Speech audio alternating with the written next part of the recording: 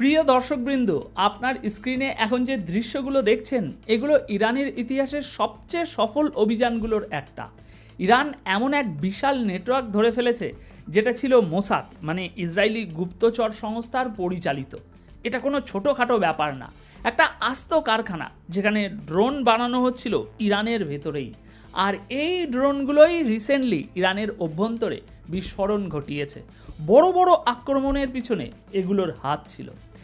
ইরানের প্রতিরক্ষা ব্যবস্থাও তখন কিছু ধরতে পারেনি, কারণ শত্রু ছিল ভেতরেই। তাই এবার ইরান যেটা করেছে তা শুধু প্রতিরোধ না, একটা প্রতিশোধও বটে। ইরানের গোয়েন্দা সংস্থা এবার 10 কদম এগিয়েছিল। একটা আসন্ন আক্রমণ যা সামনে কয়েকদিনের মধ্যেই ঘটতে যাচ্ছিল তা তারা সময়ের আগেই ধরে ফেলেছে। এটা সেই হামলা না যা কবে হবে কেউ জানে না, এটা সেই হামলা যেটা আগামী কিছুদিনের মধ্যেই ইরানকে কাঁপিয়ে দিত। কিন্তু তার আগেই তারা সব ফাঁস করে দিয়েছে। আজ ইরান এক ঘোষণা দিয়েছে, তারা বলছে আমেরিকা আসলে আমাদের সঙ্গে আলোচনার ভান করছে, আসল উদ্দেশ্য সময় নেওয়া আর তারপর হামলা করা। ইরানের হাতে এখন যেসব তথ্য আছে তা শুধু অনুমান না, ঠিকঠাক গোয়েন্দা তথ্য, ইন্টেলিজেন্স। সম্প্রতি তারা এমন একটা কারখানা ধরে ফেলেছে যেখান থেকে ইরানের ভিতরেই হামলা চালানো হচ্ছিল। ইরান মানে এবার আগে ভাগেই মাঠে নেমেছে, এবং তারা একা না, চীন আর রাশিয়া দুজনেই ইরানকে সাহায্য করেছে এই অপারেশনে। কিন্তু সবচেয়ে বড় জিনিসটা কি জানেন? হিউম্যান ইন্টেলিজেন্স, অর্থাৎ মানুষের মাধ্যমে তথ্য ফাঁস করানো। এটাই ছিল ইরানের জন্য এই অপারেশনে গেম চেঞ্জার। কিন্তু এটা কিভাবে সম্ভব হলো? দেখুন, ইসরায়েল সম্প্রতি যে হামলাগুলো করেছে তারপর ইরান দ্রুততার সঙ্গে নিজেদের গোয়েন্দা নেটওয়ার্ক অ্যাক্টিভ করে। প্রথমে তারা খোঁজে কে জানতো প্রেসিডেন্টের অবস্থান, কে জানতো প্রেসিডেন্ট কখন কোথায় যাচ্ছেন। মানে এই সব তথ্য তো আর বাইরে থেকে কেউ জানে না, অর্থাৎ ভেতর থেকেই কেউ তথ্য পাচার করেছিল। কোনো না কোনোভাবে অভ্যন্তরের লোকজনই এতে জড়িত ছিল। এইভাবে খুঁজতে খুঁজতে খুঁজতে তারা সেই গোটা চক্র ধরে ফেলে। এবার ইরান যা করেছে তা আগের চেয়ে এক ধাপ এগিয়ে। তারা ডবল এজেন্ট নিয়োগ করেছে, মানে তাদের নিজের লোকজনকে শত্রুর ভিতরে ঢুকিয়ে দিয়েছে। রাশিয়া আর চীন এই কাজে তাদের প্রযুক্তিগত সহায়তা দিয়েছে, কারণ এই ধরনের যোগাযোগ কমিউনিকেশন ট্র্যাক করতে হলে প্রযুক্তি দরকার, শুধু মানুষ দিয়ে সম্ভব না। মানে যারা একসময় রাজা শাহ প্যালভির শাসনকে সমর্থন করত ইরানের ভিতরে, তারা আজও ইরানের ভিতরে আছে। তাদের পরিবার, তাদের সম্পদ সব ইরানের মধ্যেই, আর তারা সুযোগ পেলেই হামলা চালায়।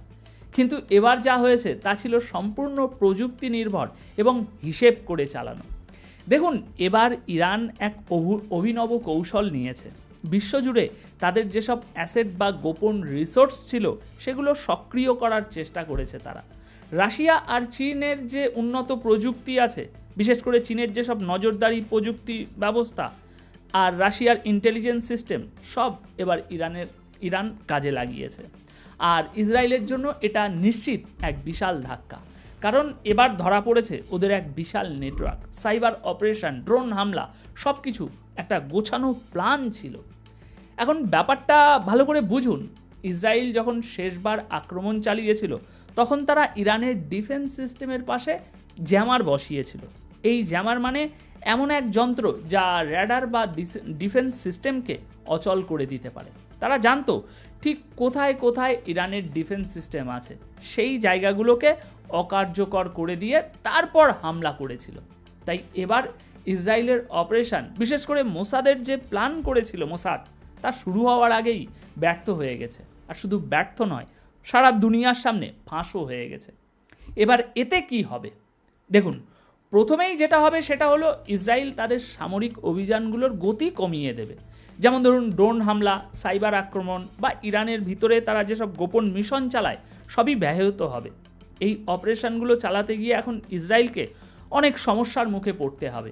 তাদের এখন পুরো কৌশল বদলাতে হবে এবং তার সঙ্গে সঙ্গে তাদের গোটা অবকাঠামো সবই নতুনভাবে গড়ে তুলতে হবে। আর এই গোটা পরিস্থিতির ভেতর থেকে সবচেয়ে বড় লাভটা যে করেছে সে হলো ইরান। কারণ কি?